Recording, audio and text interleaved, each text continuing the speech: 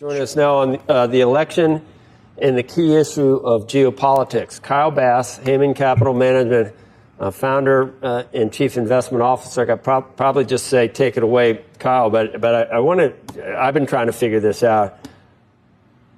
Did China like the Biden administration? I mean, Trump has expressed admiration at times for not just dictators, but for President Xi himself at how smart he is, and not really envy of being able to control that many people and almost autocratically. Is China happy or sad today, Kyle?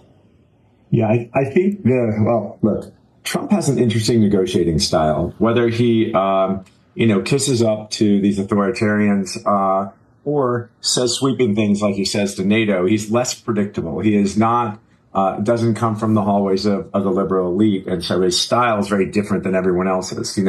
His comments about disbanding NATO, if you think about when Putin took Crimea in 2014, only 3 of 31 NATO members were paying 2% of GDP or more for defense.